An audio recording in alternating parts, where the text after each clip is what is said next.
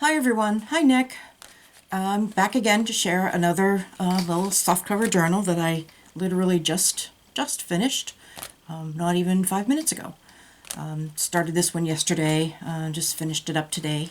It's a single signature softcover journal. Cover is created from some cream colored cardstock, which I cut down to fit and then just folded in half, and then it's topped with designer paper. Has one signature, which is the 3-hole pamphlet stitch, and it's sewn in with some just some cotton string. This comes on a ginormous spool, and I just wheel off what I need and just keep that here because I don't need a 12-inch tall, 8-inch wide spool of thread on my table because I hardly have enough room on my table as it is. Closure is some yellow organza ribbon. I don't use yellow very much, so thought it looked pretty good, and was glad to have the opportunity to use it. Let's see, this guy measures, pretty sure I know what it is, but for the sake of argument, 7 1/4 by, let's squash it down to kind of get it accurate, 5 1/2. And as I said, single signature. Let's see, everything has been inked with walnut stain. The paper line, hang on, let's see if I can get it, is, of course, is it the first one in this big block thing? Of course not. No, it's not that one either. Hold on, I'm looking. Here we go. Yeah, this one. It's this one here. Best of crepe paper. What's this one? A lot of pretty papers in here. Really pretty papers in here. It's not as old-fashioned-y, vintagey looking as what I typically do, but it's still in the vintage style. Everything is coffee dyed and inked and that kind of thing, but it's not as old-fashioned, quote-unquote, I guess, as what I typically would do. But let's go right inside. I left the ribbon really long, really long. So as it grows, it can expand, and it's already kind of oofy. It got a little chunkier than I thought it was going to, but that's okay. Inside covers, front and back, I left blank. Everything's been coffee dyed this time. I've been hoarding my coffee dyed paper, designer paper, so I decided to kind of crack into that and use it. So even the designer paper is coffee dyed this time. Tags are topped with some more of the cotton string, and also topped with scallop circles. And doilies. I did do some stamping in this one. This one says, "And the story begins." You see this on a lot of people's journals. Let's see, top-loading pocket made out of Aida cloth, which is what you would use if you were going to do counted cross stitch. And I pulled out a couple of the threads to make it fray a little bit. And then this is some crocheted lace, some fibers, 2 scalloped hearts, and a button. And that's just an index card.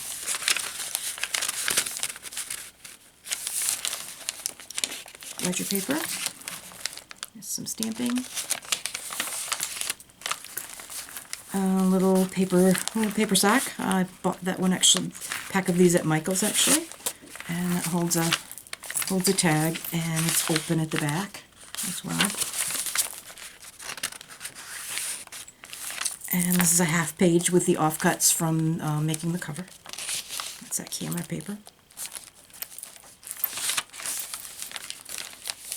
doily and scallop circles.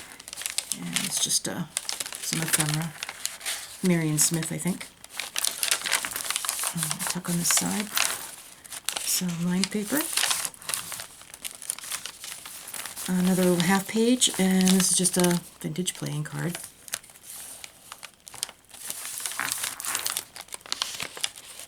More coffee dyed paper. Another clasp envelope, I guess you could call it, coin envelope with another tag. They're all blank on the back. And it's open on the back. And I do have to thank my friend Kia for cutting out, I gave her my Cricut the other day, last week, and she just went to town cutting out pockets for me, these and the jelly bean soup ones. And I have to thank you, because she worked for probably 2 hours cutting out pockets for me, and that was such a huge help. It was awesome. She's great. She's a really great girl. Okay, here we have a glassine or wax paper bag, and that's glued all the way down. It has a tag inside. Kind of a larger tag. And that's embellished with a couple of tickets, a little bird die cut that was gifted to me by Rita Donnelly, so thank you, Rita, and a couple of banners. And the craft sack with the old advertisements on. And it's just a scrap of some paper that I had kicking about. I cut the thumb hole with my circle punch. Some craft paper. A doily, some more stamping. Another side loading pocket with a journaling card and another index card.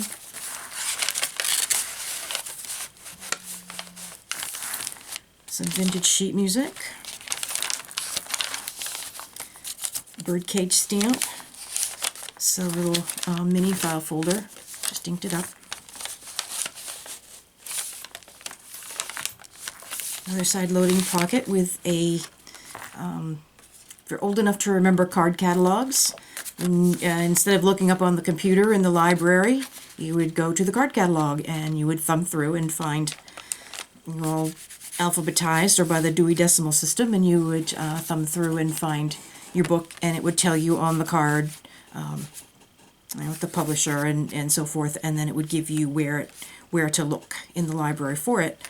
And a set of these was gifted to me by Denise, who is Practice Makes Pretty. So thank you, Denise. Those are awesome, really neat. I don't know where you got them, but I love them. And I think these are Sudoku. This was if you make squares around these groups of numbers. I think these are supposed to be Sudoku. Maybe they go in. Maybe it's the ones that go across. I'm not sure. This was in the bunch of extras from my good friends at GT Design, who do all of my coffee dyeing for me. So this was in a batch of extras that I just recently received. So those are going to be really fun. I have some more stamping here and another index card. It's the center of the signature. Instead of putting the paper white side facing you, I decided to flip over and put the pretty side up. Saw this on someone's video last week, and I'm sorry, I can't remember who it was, but great idea, and I've lifted it from you for whoever it was, and I think it's an awesome idea, so thank you. And I topped off the strings with butterflies. Martha Stewart punch. And this is just the off cut from the ledger paper. The other half of this math puzzle. I have a little coin envelope across the bottom with a little bit of green crochet trim, a star-shaped button, and put a little bit of bling on the flap. And it's empty. It's open in the back for another tag. And there's a key up here, stamping.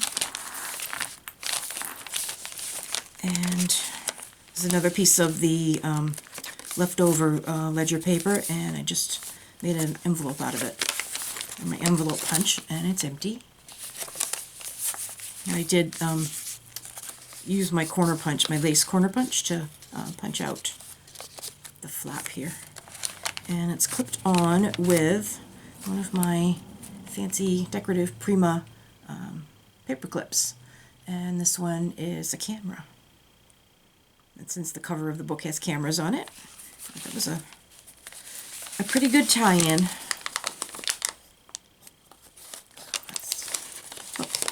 If I can get it to work, there we go. It clips on there just like that. Some more stamping, music paper, jelly bean soup pocket with a tag, and some ecru colored crocheted lace, a cork butterfly, a couple of flat back pearls, and just a offcut from the designer paper.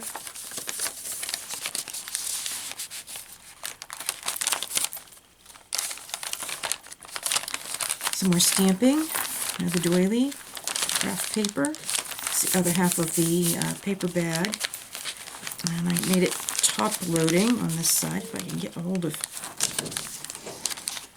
what goes in there. And it's just a piece of coffee dyed paper. Went through the Tim Holtz brackets on the edge die. It's for more journaling. There's plenty of room for journaling in here. I think this book would make a great one to throw in your suitcase if you were on a weekend away. Graduations are coming up. College graduations, high school graduations. This would be a great one to toss in your bag and record the memories of the event. My favorite chandelier stamp. Another glassine bag with a index card inside. It's wrapped around with a small doily. It's wrapped around the back side as well. Some fibers and a scalloped heart. It's a pocket with one of my embossed tags, and it's just a larger index card that I folded in half and inked a bit.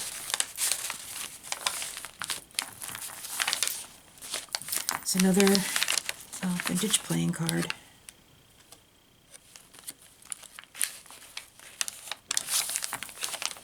More stamping. It's a large tag. You could even put a photo on here, one on each side. This is up in here too.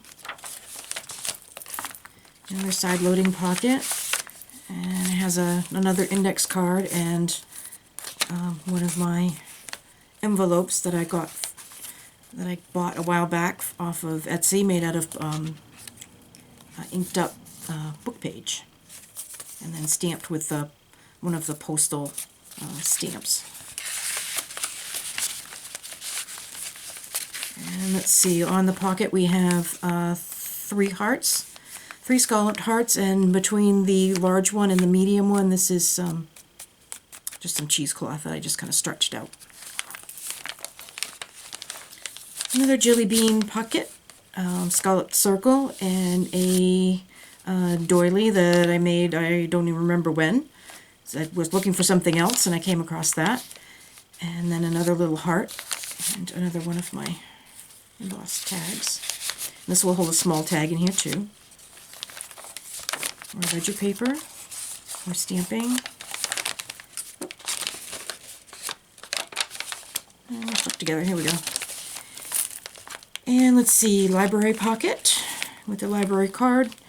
This is just a strip from the designer paper, scalloped heart, Tim Holtz tattered flower, and a button. And there's some stamping underneath there. Last page, and the back cover, and the back.